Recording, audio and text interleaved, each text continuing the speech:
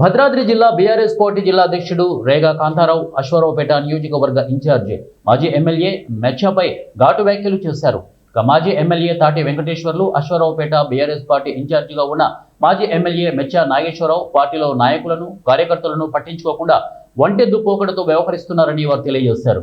నియోజకవర్గం కేంద్రమైన అశ్వారావుపేటలో ఎటువంటి సమావేశాలు ఏర్పాటు చేయకుండా దమ్మాపేటకు 10 కిలోమీటర్ల దూరంలో ఉన్న తమ వ్యవసాయ పొలంలో మీటింగ్స్ పెడుతున్నారని వారు అన్నారు.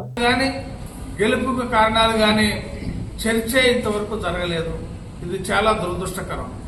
నేను అనేక సార్లు కేటీఆర్ గారి దృష్టికి తీసుకెళ్లా, హరీష్ రావు గారి దృష్టికి తీసుకెళ్లా, ఉమ్మడి జిల్లాలో ఉన్నటువంటి జిల్లా నాయకులు అయినటువంటి అనేక మంది పెద్దలను కలిసి ప్రజలు మన వైపు 2 సంవత్సరాలు కాంగ్రెస్ ప్రభుత్వం విఫలమైందని, మన వైపు ప్రజలు తప్పు చేశాం, మళ్ళీ ఆ తప్పు సరి చేసుకోవడానికి ఇక్కడ ప్రజలు ఉవ్వెత్తున మన వైపు చూస్తున్నారు, దాన్ని మనం పటిష్టం చేసుకోవాలని అనేక సందర్భాలు చెప్పినప్పుడు కూడా ఎందుకో గాని మరి ఒక సీటే వచ్చిందని చిన్న చూపుతో రాష్ట్ర పార్టీ ఉందా, లేదా జిల్లాలో ఇంకెవరో గెలవకూడదు నేనే గెలవాలనేటువంటి ఒంటెత్తు పోకడ నడిపిస్తున్నటువంటి జిల్లా నాయకులదా నాకేం అర్థం కావట్లేదు. ఇవాళ నా దగ్గరకు వచ్చేటటువంటి రోజు అనేక సమస్యల మీద వచ్చినప్పుడు కూడా నా పరిధిలో నేను మండల స్థాయిలో కానీ జిల్లా కలెక్టర్ స్థాయిలో కానీ మాట్లాడే పరిస్థితి నేను చక్కదిద్దుకుంటూ ఉన్నాం. కానీ మాకు భరోసా ఇవ్వాల్సినటువంటి జిల్లా నాయకులు కానీ రాష్ట్ర నాయకులు కానీ ఈ నియోజకవర్గాన్ని జిల్లాలో అన్ని నియోజకవర్గాల్లో కూడా పార్టీ ఇదే పరిస్థితిలో ఉంది.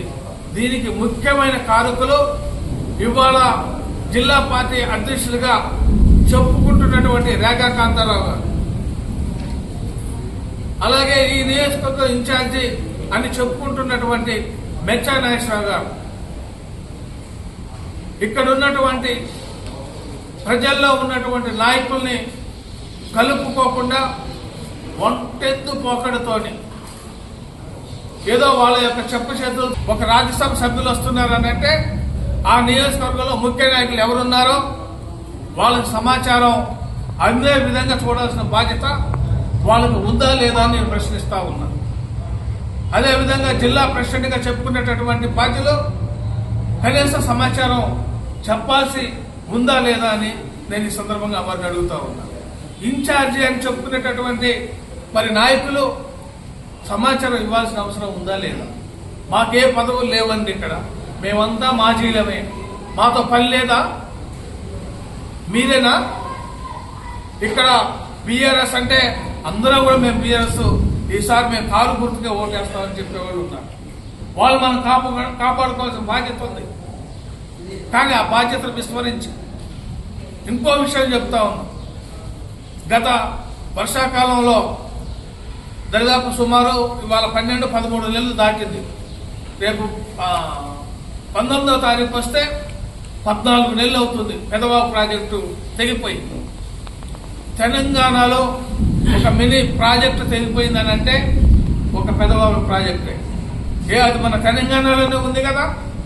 ఆనాడు మేము తెగిపోయిన వెంటనే మరి అదే వర్షంలో కూడా మేము పర్యవేక్షణ మేమందరం కూడా వెళ్ళి నడిసి వర్షంలో తడిసి అక్కడ ఉన్నటువంటి రైతుల్ని కానీ ప్రజలు కానీ మేము ఓదార్చి వచ్చాం. ఈ సమాచారం రాష్ట్ర జిల్లా స్థాయికి కూడా చెప్తాం. వాళ్ళు ప్రోగ్రాం పెట్టి కూడా ఇదే స్థానిక నాయకులు ఇప్పుడు రావద్దు,